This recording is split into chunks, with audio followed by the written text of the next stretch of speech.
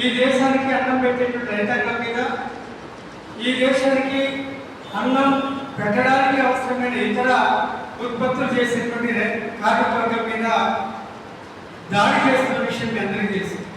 అంటే మన దేశంలో సంపద సృష్టికర్తలు ఎవరు అంటే రైతులు, కార్మికులు.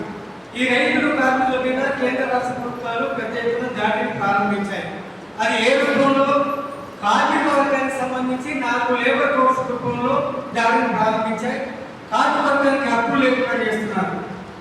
రైతాంగం మీద 3 సాగు చట్టాలను తీసుకొచ్చి రైతాంగానికి భూమి మీద హక్కు లేకుండా ఇవాళ హక్కు నిరాకరించే పరిధిలో దాడి చేస్తున్నారు.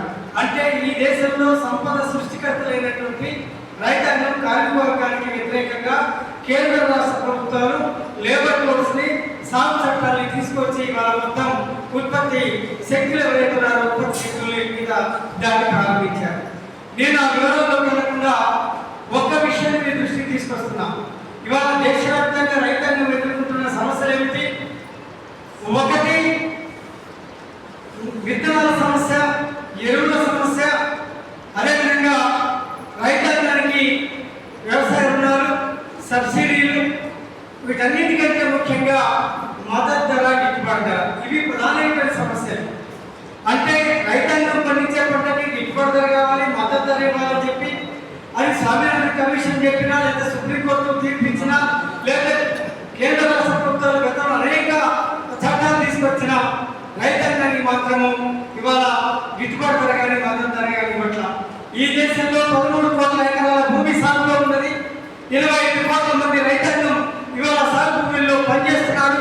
25 కోట్ల మంది రైతాంగానికి ఎలాంటి హక్కులు లేకుండా దాదాపు 13 కోట్ల ఎకరాల భూమిలో ఇవాళ సాగు చేస్తున్నా కూడా ఇవాళ అన్నం పెట్టేటువంటి రైతాంగానికి హక్కులు లేకుండా చేస్తున్నారు.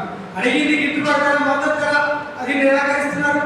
ఇవాళ అంతేకాదు, మాకు విత్తనాలు, మేలైన విత్తనాలు, నాణ్యమైన విత్తనాలు సరసమైన ధరలకు ఇబ్బంది అని చెప్పి కోరినా పట్టించుకోవట్లేదు.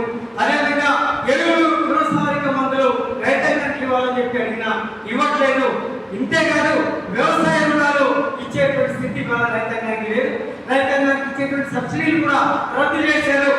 అంతకు మించి ఇవాళ బహుళ జాతి సంస్థలు ఏవైతే కోరుకుంటున్నారో, భారతదేశంలో వ్యవసాయ రంగంలో మార్పులు కావాలని కోరుకుంటున్నారో, ఆ రకమైన మార్పులు తీసుకురావడానికి భారత రైతాంగానికి ఇవాళ మొత్తం కూడా ఒక రకమైన నష్టాన్ని తెచ్చే పద్ధతుల్లో మొత్తం కూడా వ్యవసాయ రంగాన్ని కంపెనీ వ్యవసాయంగా మార్చడానికి, వ్యవసాయ రంగాన్ని కార్పొరేటీకరించడానికి ఇవాళ అనేక ప్రయత్నాలు చేస్తున్నారు.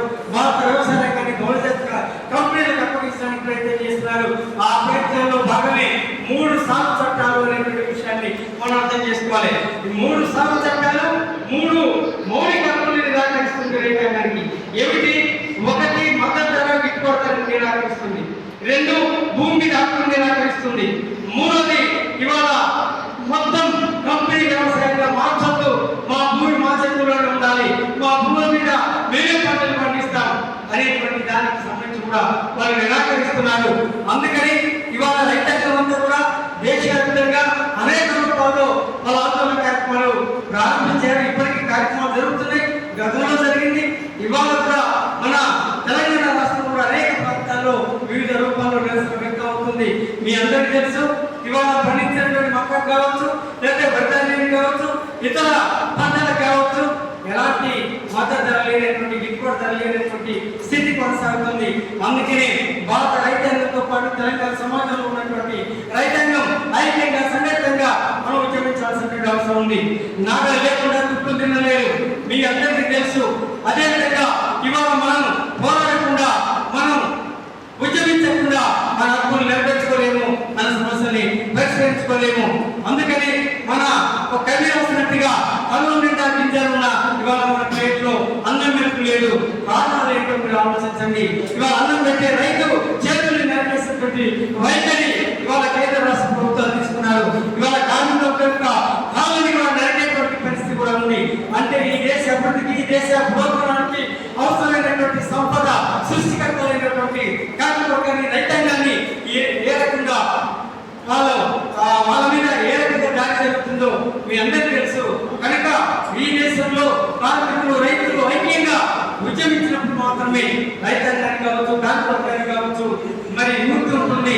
ఆ యూనిటీ వైపు మనం ఉద్యమించాలంటే కార్మికులతో రైతాంగంతో మనం ఐక్యమైన సాగాల్సినటువంటి అవసరం ఉందని చెప్పేసి మీకు తెలియజేస్తున్నాం.